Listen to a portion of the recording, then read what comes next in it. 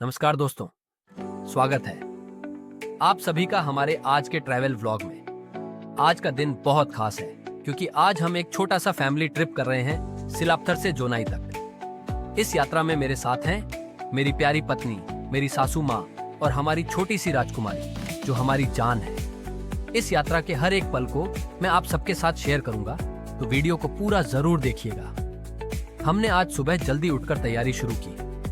मौसम साफ था और आसमान एकदम नीला। सूरज धीरे धीरे उग रहा था और अपनी सुनहरी किरणों से धरती को रोशन कर रहा था। मेरी बेटी की मुस्कान देखकर तो दिन की थकान वैसे ही गायब हो जाती है। वो बहुत खुश थी क्योंकि उसे कार में बैठकर ट्रैवल करना बहुत पसंद है। हमारी गाड़ी शुरू हुई MES सिलापत्थर से। जैसे ही सिलापत्थर से निकलते ही जैसे ही हमने जोनाई की दिशा में गाड़ी मोड़ी, हमारा दिल खुश हो गया। जोनाई जाने वाला जो हाईवे है वो हाल ही में बना है और इसका निर्माण बहुत ही शानदार तरीके से हुआ है। ये रोड असम के विकास की एक जीवित मिसाल है। रास्ते में दोनों ओर फैली हरियाली, खुला नीला आसमान और बीच बीच में पड़ते छोटे छोटे गांवों के दृश्य मन को बहुत सुकून देते हैं। ये नेशनल हाईवे अब इतना बेहतर बन चुका है कि सफर करते समय एक बार भी झटका महसूस नहीं होता। रास्ता इतना स्मूथ था कि मेरी बेटी गाड़ी में आराम से खेलती रही। गाड़ी चलाते हुए मेरे मन में कई विचार आए। पहले जब हम इस रास्ते से गुजरते थे तो जगह जगह गड्ढे, धूल और उबड़-खाबड़ सड़कें देखने को मिलती थी, लेकिन अब वो सब पीछे छूट चुका है। हमारे मुख्यमंत्री श्री हिमंता बिस्वा शर्मा जी और केंद्रीय सड़क परिवहन मंत्री श्री नितिन गडकरी जी को इस शानदार कार्य के लिए धन्यवाद देना जरूरी है। उनके प्रयासों से आज असम की सड़कें भी राष्ट्रीय स्तर की बन चुकी हैं।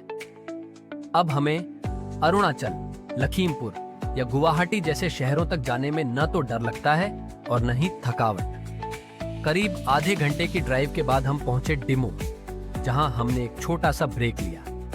वहां एक ढाबे पर रुककर हमने कुछ गर्मा गर्म समोसे, बिस्किट और चाय का मजा लिया। माँ को चाय बहुत पसंद है और यहाँ की चाय सच में स्पेशल थी। मेरी पत्नी ने कुछ तस्वीरें लीं और बेटी खेलती रही। आसपास का दृश्य एकदम शांत और सुंदर था। पेड़, खुले खेत और कुछ गाय बकरी चरते हुए।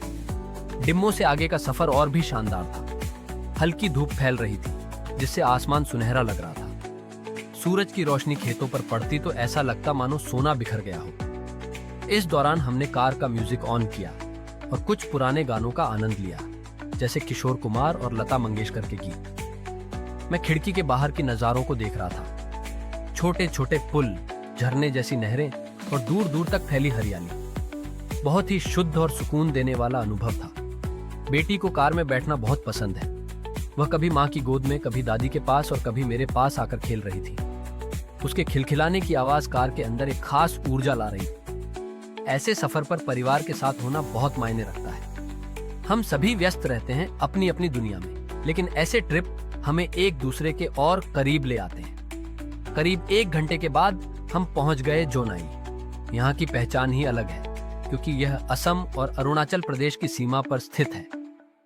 आप यहाँ दोनों राज्यों की संस्कृति और भाषा का मेल देख सकते हैं। यहाँ के लोग सरल हैं और यहाँ का बाजार छोटा लेकिन जरूरतमंद है। जोनाई का वातावरण बहुत ही साफ और प्राकृतिक है। यहाँ का तापमान थोड़ा गर्म था लेकिन हवा चल रही थी, जिससे मौसम संतुलित लग रहा था। जोनाई ब्रह्मपुत्र नदी के किनारे बसा एक छोटा सा शहर है। यह न केवल रणनीतिक दृष्टिकोण से अहम है बल्कि सांस्कृतिक दृष्टिकोण से भी महत्वपूर्ण है। यहाँ कई जनजातियां एक साथ मिलजुल कर रहती हैं, जैसे मिसिंग, गोरखा, आदिवासी, असमिया और अरुणाचली। जोनाई से अरुणाचल प्रदेश के पासीघाट, रोइंग और ईटानगर जैसे स्थानों के लिए सड़क संपर्क है। यानी कि यह इलाका असम और पूर्वोत्तर भारत को जोड़ने का एक प्रमुख मार्ग है।